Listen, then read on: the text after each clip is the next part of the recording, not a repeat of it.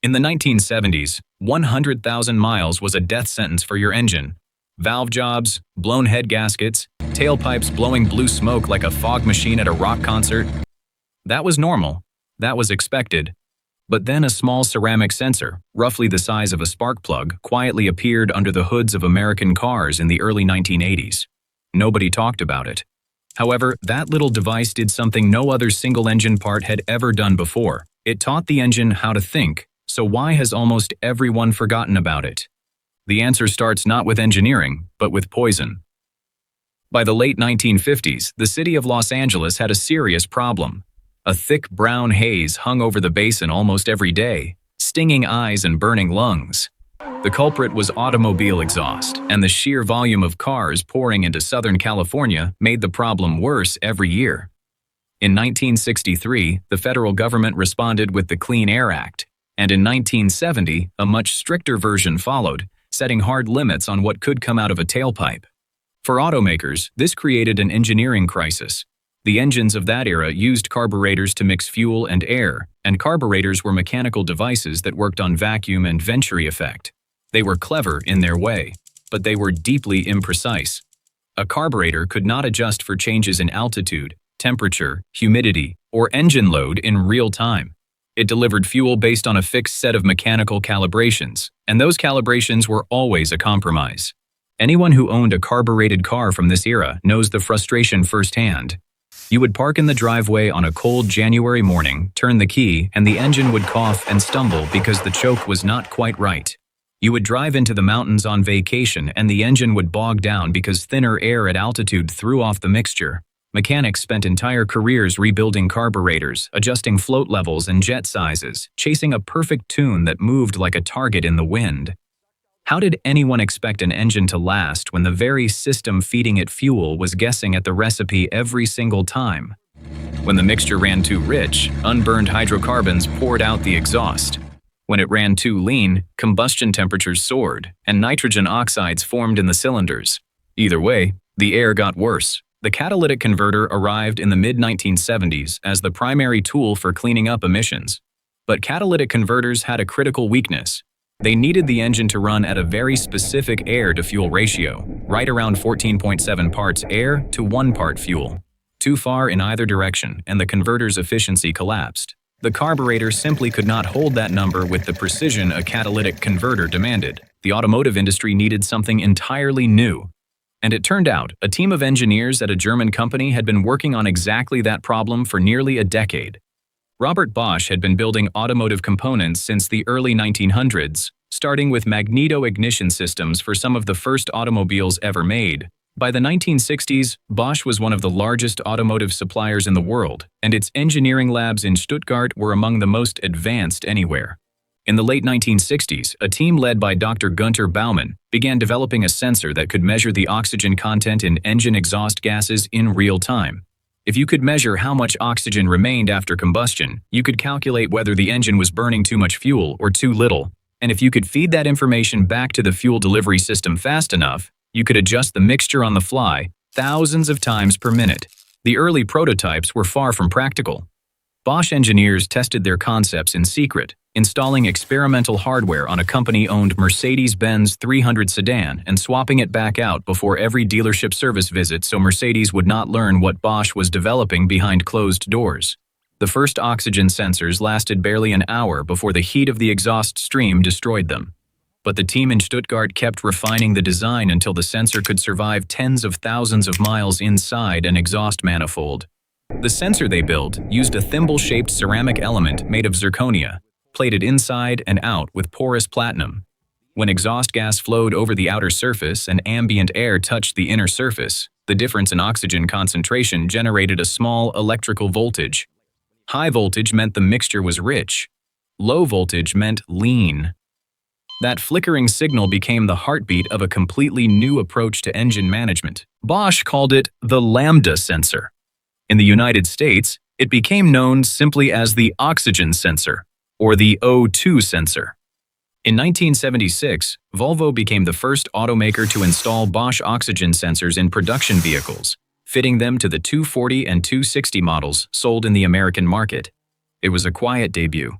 No press conferences, no advertising campaigns, just a small ceramic sensor threaded into the exhaust manifold of a Swedish sedan.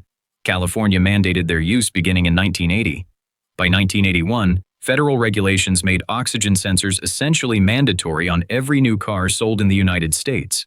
And this is where the story takes its most interesting turn, because the oxygen sensor was designed to solve an environmental problem, not an engineering one. Nobody at Bosch or Volvo or General Motors set out to build an engine that would last 1,000,000 miles. They were just trying to make the air breathable. But here is what happened when engines started running at the correct air-fuel ratio for the first time. When a carburetor fed too much fuel into an engine, the excess gasoline washed lubricating oil off the cylinder walls.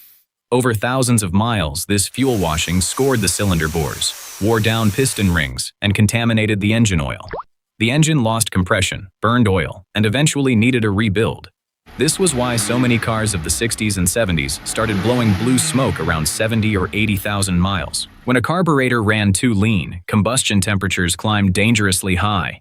Exhaust valves burned. Pistons developed hot spots that led to detonation, which hammered the bearings and crankshaft.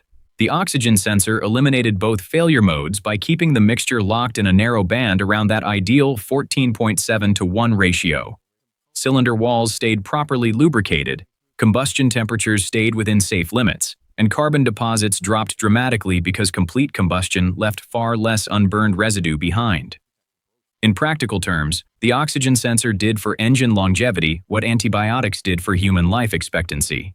It did not make engines invincible, but it removed the most common causes of premature death. Now, the oxygen sensor alone would have been significant, but in 1979, Bosch took things even further. That year, Bosch introduced the Motronic system, the world's first fully digital engine management unit. Motronic combined fuel injection and ignition timing control in a single digital computer, something no production system had ever achieved. It debuted in the BMW 732i and represented the moment the automobile became a computer-controlled machine. What made Motronic different from everything before, it was the freely programmable microprocessor at its core. Earlier fuel injection systems used fixed circuits. Motronic had actual software, stored on a programmable memory chip, that could be updated and adapted for different engines without redesigning the hardware. The oxygen sensor was its most critical input, feeding real-time combustion data to the processor, which adjusted fuel and spark hundreds of times per second. Throughout the 1980s, Motronic and its competitors spread rapidly. Japanese automakers, including Toyota, Honda, and Nissan, developed their own engine management computers, each relying on the same feedback loop from the oxygen sensor.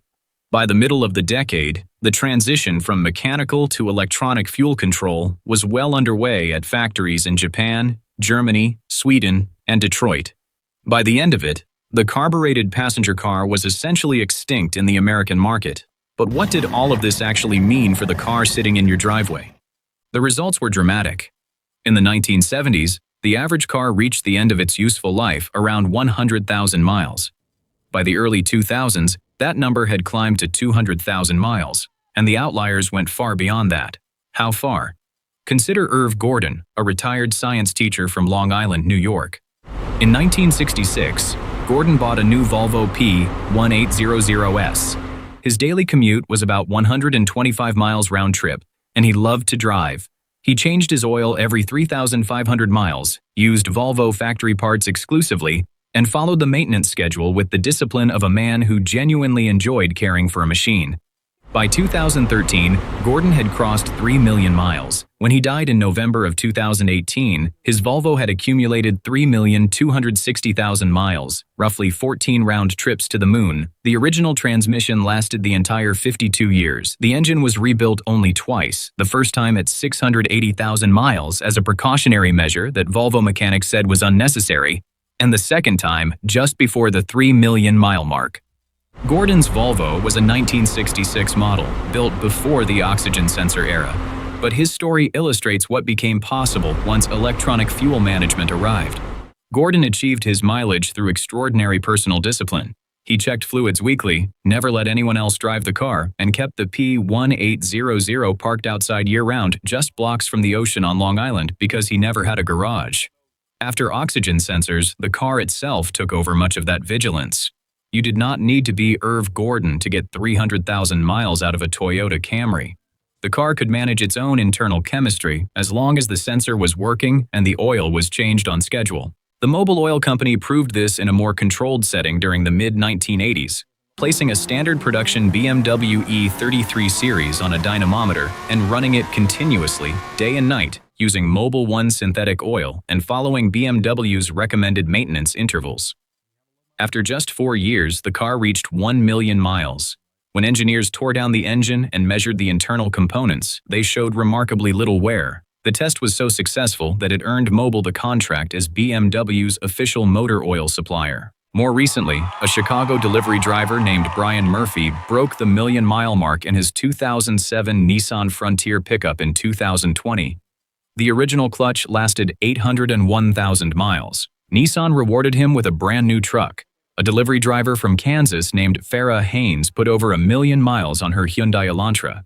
These were not professional mechanics. They were working people who drove ordinary vehicles and followed basic maintenance schedules. But what kept their engines alive was the same thing that kept the BMW on the dynamometer alive: precise fuel control, monitored every second by a sensor that never took a day off. If you are finding this useful, hit subscribe. Automotive engineering deep dives like this one come out every week, and the next one is worth sticking around for. The evidence showed up in used car lots across the country throughout the 1990s. The Toyota pickup truck with the fuel-injected 22RE engine, introduced in 1983, became one of the most sought-after used vehicles in America because they refused to stop running. 200,000 miles on a 22RE was considered barely broken in, and finding one with 300,000 miles on the original engine was not unusual in any mechanic's shop. But it was not just Toyota.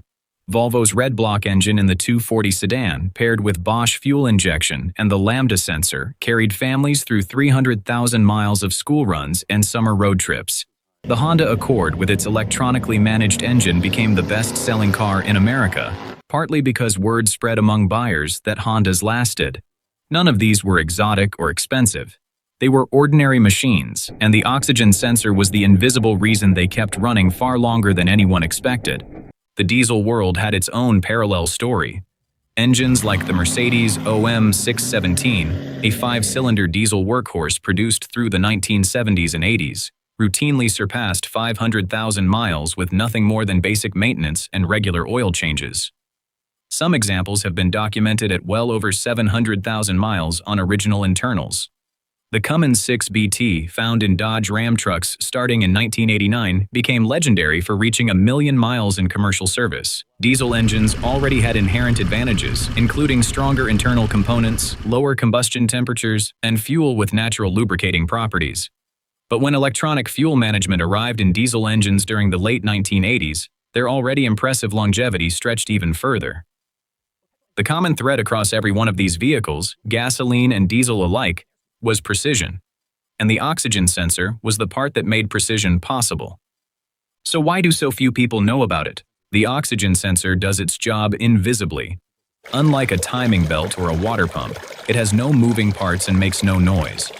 It sits in the exhaust manifold, bathed in hot exhaust gas, quietly generating millivolts of electricity that only the engine computer can read. There is no dashboard gauge for its health, no warning chime when it starts to degrade. Think about the parts of a car that get attention.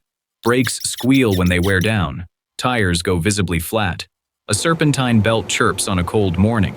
These parts announce their problems and so they get replaced. But the oxygen sensor fails quietly. It does not break in a dramatic fashion. Instead, its ceramic element degrades as the platinum coating becomes contaminated by silicone from gasket sealants or phosphorus from motor oil additives. The sensor's response time slows. Its voltage readings drift, and the engine computer receives increasingly unreliable data. And here is what makes this insidious. A degraded oxygen sensor does not make the engine stop running. It makes the engine run slightly worse in ways the driver cannot feel. Fuel economy drops, carbon deposits build up, and wear on rings and valves accelerates in silence. The damage accumulates over months and years, invisible until a mechanic opens the valve cover and finds deposits that should not be there. A slow decline that shaves tens of thousands of miles off the engine's potential lifespan. So what happens when the sensor finally gives out completely? Early unheated sensors from the late 1970s and 80s had replacement intervals of just 30 to 50,000 miles. The heated sensors that appeared in the mid-80s lasted longer, around 60,000 miles. Modern sensors can go 100,000 miles or more, but the recommendation to replace them proactively is one of the least followed maintenance items in the entire automotive industry. Drivers replace an oxygen sensor only when the check engine light forces the issue, often at an emissions inspection. By that point, the sensor may have been underperforming for years, and the mechanic who replaces it rarely mentions that this $40 part has been quietly protecting a $5,000 engine the entire time. The repair invoice just says, "Replaced O2 sensor," alongside 100 other items, and the driver moves on without understanding what the sensor had been doing for them all along. There is something worth reflecting on in this story beyond the engineering. The oxygen sensor was born from regulation, not from ambition. No automaker in the 1970s wanted to add electronic sensors to their engines. These components added cost, added complexity, and required entirely new skills from mechanics who had spent their careers adjusting carburetors and setting ignition timing with a strobe light. The industry fought emissions regulations at every step, arguing that the technology was not ready and the costs were too high. They were wrong about all of it. The technology worked from day one. The costs came down steadily as production scaled up across factories worldwide, and consumers benefited in ways nobody predicted. Cleaner air was the intended consequence. Engines that lasted 3 or 4 times longer was the accidental gift. But what would have happened if the industry had won that fight? In that version of history, the carbureted engine limps along into the 90s and the 100,000-mile car stays the norm well into the 2000s. We would drive more cars, buy more engines, and produce more waste. Instead, a team of German engineers in a laboratory in Stuttgart solved an environmental problem and accidentally extended the useful life of every automobile on the planet. A small ceramic cylinder, plated with platinum, measuring the invisible remnants of combustion 100 times per second. To date, Bosch alone has manufactured over 1 billion of them. 1 billion invisible guardians, each sitting in an exhaust manifold somewhere doing work that nobody notices and everybody depends on. The next time you turn the key and your engine starts without hesitation, idles smoothly, and sips fuel with quiet efficiency, that little sensor in the exhaust manifold is the reason why.